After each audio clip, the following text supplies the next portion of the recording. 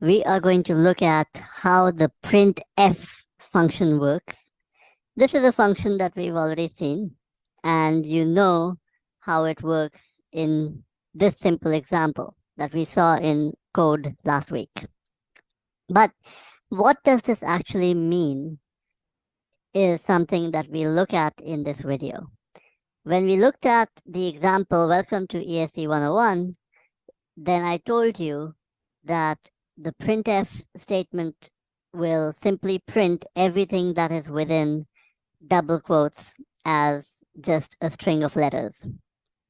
But then we also saw instances where we were printing numbers. And for instance, in the case where we were printing the sum of two numbers, we saw some result that looks like this. We said result is followed by this funny looking placeholder, which is percentage followed by D. Now, what the placeholder is doing is it is telling the computer print these letters, result is followed by a space, and then where you see this percentage D, you replace this percentage D with the value stored in the C box. So the placeholder is a particular instruction from the compiler to the computer, instructing it to say, wait, don't print this thing, don't print percentage D, instead print the value of the number, the int that is being sent to you after the string has been entered. So we have the double quotes and we have a string of letters. Among those letters is a placeholder. Whenever you see this percentage sign followed by a D, it's a placeholder saying, don't print me, I am holding this place for an integer. And then after a comma, we actually put the integer. That is why we call this a placeholder. It is holding the place for an integer. At this point, I have to introduce you to an annoying person whom you will be encountering throughout this course, Mr. C. Mr. C is not my invention. I believe this comes from Professor Purushottam Kar, who enjoys making up fictional characters. But because he is helpful, I also use him in my slides. So we will sometimes use Mr. C to refer to the C compiler. This is what Mr. C looks like. You can tell he doesn't look like much, but sometimes we will mean the screen of the computer that shows us the program's output when we say Mr. C, and most of the times we'll mean the compiler. And the which usage is being used will be clear in the context. If it isn't, you guys will ask me. So with that introduction, let's see what Mr. C does with the printf statement. So what we've seen so far is we can make Mr. C say things like, welcome to ESE 101. We can also get Mr. C to tell us the value of an integer. But you can say, well, can he speak only once? Can he say only one thing at a time? No, you can make him speak again and again. What do you need to do for that? So here, we started another program. Here we are declaring two integer variables and assigning them, A to 5, B to 4. And then we are saying print hello. In the next line, we are saying print again. And this time we're just printing a placeholder which says, I am waiting to print the value that is in the box A. Since we put 5 in that box, this line will only print 5. The next line will only print 4. So when you execute this program, you will get hello 54, right? And you can experiment with this. For example, if I put a space after hello and then I execute, I'll see hello space 54. So this is all very logical, right? We get Mr. C to speak through the printf statement, and the way that he speaks is controlled by the syntax within the printf statement. So you can experiment in all kinds of ways with Mr. C, and you will quickly realize that it's also possible to use shorthands so that you don't have to use 3 printf statements. For instance, if you just did this, Mr. C would just print hello 54. What did we do? We said print hello space placeholder space placeholder, and then we passed in, separated by commas, the 2 variable names. And so what Mr. C does is he prints hello, then he prints a space, then he encounters the placeholder and he says, well, what is the value that is being sent to me? And he goes to the first variable that is present in the printf statement after the string, and he sees it's A. So he puts A here and he prints hello 5. And then he prints a space, looks at the next placeholder, and then he realizes that there's B that has to come here, and then he prints 4. Now, instead, if you had said printf hello placeholder B comma A, you would have seen hello 4 5. Now, this can get confusing, but let's look at it in more detail.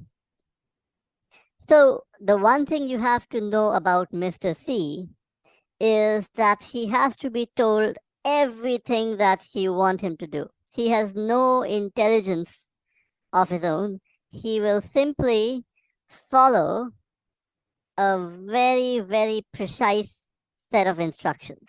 Yeah. So the way we usually speak to a human is we would say, write the English word hello, followed by a space, followed by the value of an integer, followed by a space, followed by the value of another integer. This is what we would tell a human if we didn't know that the human knew how to write anything. So this is exactly the information that has to be conveyed to the computer, but we speak to Mr. C using C, which is why we call him Mr. C. And this statement conveys the exact same information as what we've written in the right, except that what's written in the right is written in English, and what's written in the left is written in C. That is the only difference. The first format string describes how things have to be printed, and the variables describe which ones come where in the placeholders defined in the placeholder string. So the format string defines how things have to be printed, and then the variables define what have to be printed. These are the 2 things that enter the printf statement. So when you look at printf, you will see that it looks very straightforward, but it can do a whole lot of very cool things. So we already saw this in a couple of videos beforehand. When I showed you how to print the sum of 2 numbers, instead of pushing the value of these into an integer C, I can just directly print the value of the expression. Similarly, I can do all kinds of cool manipulations with integers as well as with other numbers.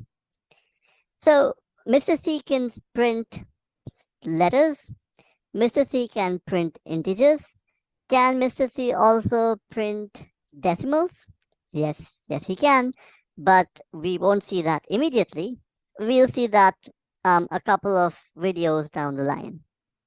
The only thing that you have to keep in mind when you're using printf, well, only 2 things that have to keep in mind. One, how are you specifying the format string? This red format string, which is always enclosed in double quotes, it is what tells Mr. C how to print the output. and then these, and is it blue, is it magenta, I don't know. But this is the list of things that have to be printed. They all are separated by commas, and they are all separated from the format string also by a comma. So with printf, you can do all kinds of cool manipulations.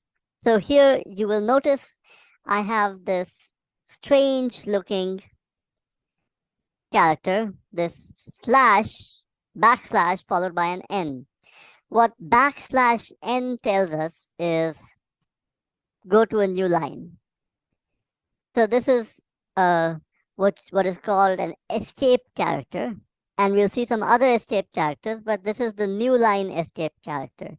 It is a special instruction to the printf statement saying the next thing that you print should be on a new line. And so you can see that what Mr. C does is here he prints hello, then he moves to a new line, and then he waits for the placeholder value to be filled by 5. He prints that, then he sees a new line, then he goes to the next line and he gets the next placeholder value, which is B, which is 4, and he prints that. So whenever Mr. C sees /n in the format string, he will start printing on a new line. Now, a recursive question would be, we said that the format string always contains or is always enclosed within double quotes. Now, what if you wanted to actually print a double quote?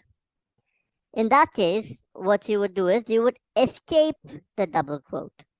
So look at the text below. Printf, I have a black double quote here and a black double quote here. What are they saying? They are saying, well, this is whatever is inside these is the string that has to be printed. But then inside I see this red colored double quote, which is preceded by a backslash. And when it is preceded by the backslash, then Mr. C interprets that this particular double quote has to be printed. So it'll print hello with the double quotes, not without it. So whenever he sees slash double quotes, Mr. C will print the double quote. What about if I want to print the character percentage? Now, generally in printf, percentage has a special interpretation. It is used to interpret the presence of a placeholder. But if I wanted to print percentage itself, then I would escape that with another percentage sign. Now, this seems a little bit confusing, and it is. Probably when the language was being designed, this particular condition wasn't really thought of in great depth. I'm not going to say probably, maybe possibly. This is a bit of an inelegant escape. So if you have to escape the placeholder signifier, which is percentage, you have to escape it with another percentage sign. So whenever you see percentage, then inside the format string, Mr. C is going to just print one of them. The other one is going to be escaped. If he sees only 1%, he's going to interpret that as a placeholder. And then depending on what letter comes after the placeholder, he may give you a compiler error, or he may give you a runtime error, or he may print some garbage value. Similarly, if you want to print the character backslash itself, you will use double backslash, in which case only one backslash will be printed. If you want to print on a new line, use \n is the output for this particular command. Why is it that? Because I see, or at least Mr. C sees this first backslash followed by the second backslash. And when Mr. C sees the first backslash, he realizes that there's something interesting coming afterwards. And he sees, oh, there's another backslash. And the rule that he follows is if I see two backslashes, I will print a single backslash. So he prints that backslash, and then next he sees N. And so he prints N. Again, It is very logical as long as you can think in the same sequence as Mr. C.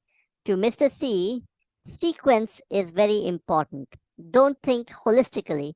Think sequentially and you will think like Mr. C. Here's another escape character that I wanted to show you, the tab character.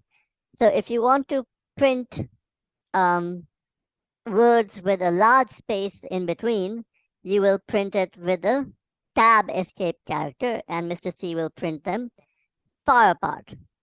So you can use this to print very nicely formatted output. There are more examples in labs that are coming next week. Until then, you can just have fun on your own. In general, /n /double quotes, these are all called escape sequences because they escape the normal rules for how printf has to be interpreted, or the format string in the printf has to be interpreted. That is why we call them escape sequences. And I encourage you to experiment with them to get more comfortable.